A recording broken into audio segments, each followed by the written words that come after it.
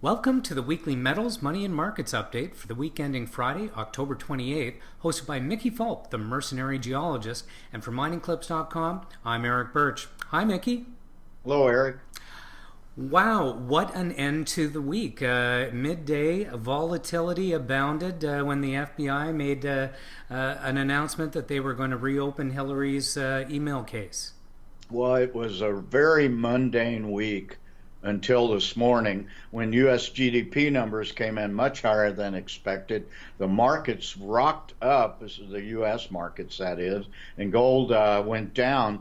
But then at noon, as you alluded to, the FBI came in and said Hillary's on the spot again. So gold gained, gosh, I think close to 20 bucks in a couple hours. It gave back some of those gains at the end of the market, but just a crazy day. The VIX hit 17 today, which is way above where it has been.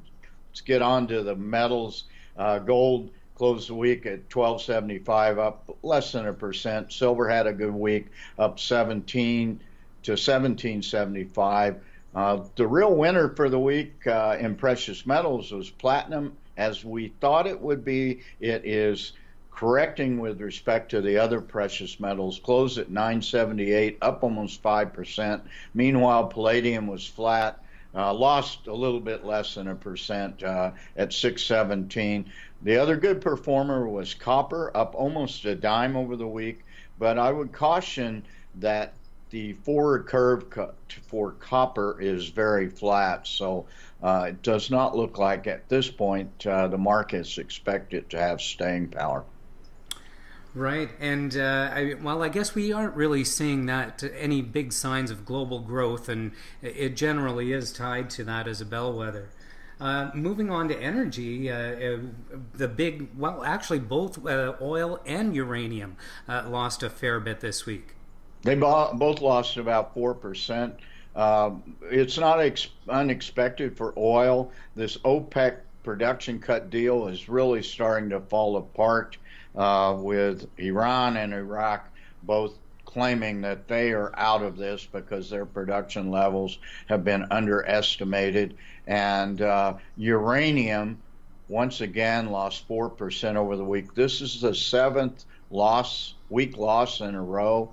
It's lost more than a quarter of its value in the past seven weeks. Closed at a 12-year low at $19.68. Some would say that this is yet another buying opportunity, but we have to wonder how many are there going to be. True. There's a saying that most people lose most of their money trying to average down in bear markets. Yes, they do. I've been guilty of that myself. Moving on to currencies, the U.S. dollar was a little weak on the week, but when news hit today, it spiked against certain currencies, Mexican peso being one of them.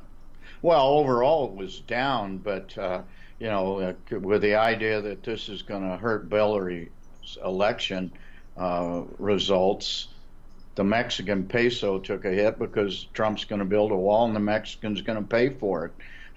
That said, the U.S. dollar hit an 8-month high yesterday, and it gave all that back today. It closed at 98.3, down a tad for the week, not much. Meanwhile, euro, of course, is up with the U.S. dollar down, and the big loser once again was, of the currencies we track, that is, was the loonie, closed below 75 cents for the first time in a long time. And moving on to markets, we started up on the day, as you mentioned at the beginning, but we certainly saw markets tumble when news came out. Well, certainly did. They tumbled. They recovered somewhat by the close. The Dow ended the week at essentially flat at 18,161. So if you look at the closes all week, it was very a low volatility and a mundane week, but all the excitement was today. It was fun today, to tell you the truth, watching all this unfold. S&P 500 was down at 0.7% to 2126. The pundits on local and national business TV are saying that this is a resistance point at this 21.25 level. They were happy it closed at that.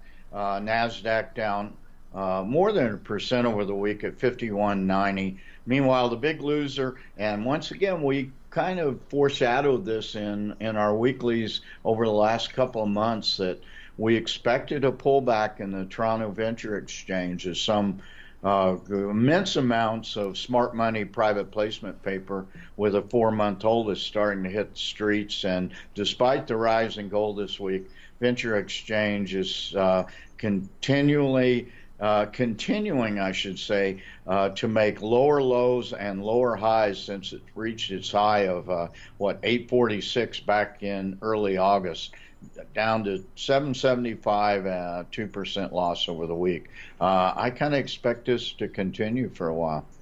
Well, out of the last 5 sessions, the venture has been down 4 of them, so you just might be right. Well, I guess we'll have to tune in next week to find out. Thanks for your analysis again, Mickey, and looking forward to catching up with you next Friday. All right, thanks a lot, Eric.